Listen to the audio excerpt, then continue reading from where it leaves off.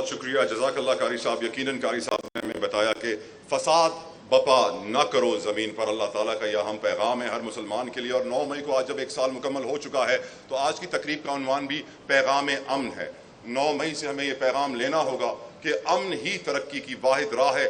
अमन के बिना कोई कौम तरक्की नहीं कर सकती, खुशहाली नहीं हो सकती। बहुत ज़रूरी है जाले अमन। बिल्कुल बहुत ज़रूरी है, क्योंकि मुझे बताइए कि अगर इस्लाम में ये कहा गया है कि गुस्सा हराम है तो उसके पीछे वजूहात क्या है? अग्रेसिव होने से, गुस्सा करने से, अफरा तफरी मचाने से इंसान कभी भी आगे नहीं बढ़ सकता और हमेशा लॉजिक से कासिर होता है। तो लॉजिकली जब भी काम किया जाएगा और इत्तेहाद, ईमान और तंजीम के तहत काम किया जाएगा, तभी कोई भी कौम तरक्की कर सकती है। और इसी बात को मद्देनज़र रखते हुए सबसे पहले तो मैं खिराज तहसीन पेश करना चाहूँगी उन शोधा जिनकी फैमिलीज़ यहाँ मौजूद हैं।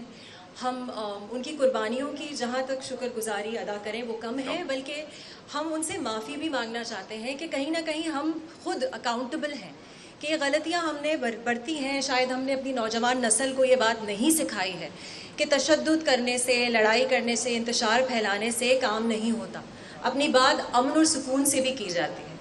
इससे पहले कि हम प्रोग्राम का मज़ीद आगाज़ करें, आप सबसे गुजारिश ये है कि एहतराम में प्लीज़ अपनी अपनी जगहों पे खड़े हो जाइए, क्योंकि अब वो वक्त आ गया है जब नेशनल एंथम सुनाई जाएगी और हम सब यकजा होकर यहाँ नेशनल एंथम सुनेंगे।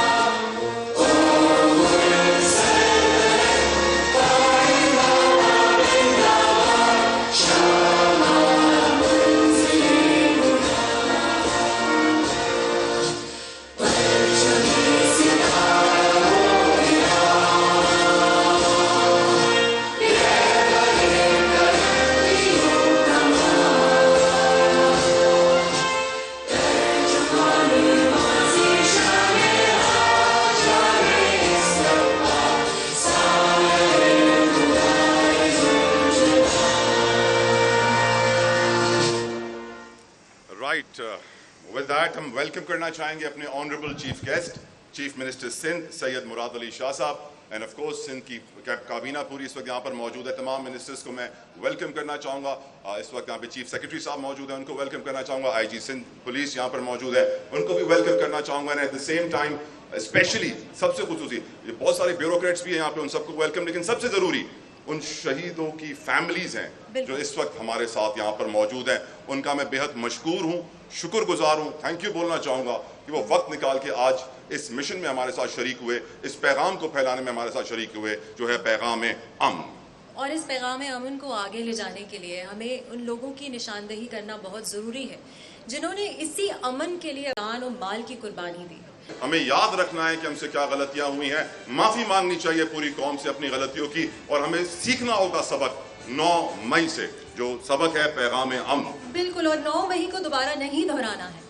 और इस बात को मजीद बढ़ाने के लिए मैं चाहूंगी कि तलहा प्लीज इनवाइट कीजिए। हम वेलकम करना चाहेंगे आज के होस्ट, सीनियर वजीर हैं सिंध के, हम ये भी जानते हैं वजीर हैं वो इंफॉर्मेशन के, minister for information, minister for transport, minister for excise and taxation. आप सबकी जोरदार तालियों में शर्जील इनाम मेमन साहब।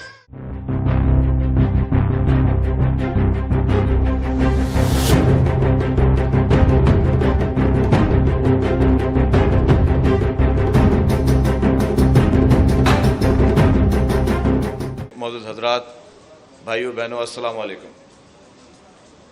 आज हुकूमत सिंध की जानिब से 9 मई को अमन का दिन करके मनाया जा रहा है, एक पीस का दिन करके मनाया जा रहा है, क्योंकि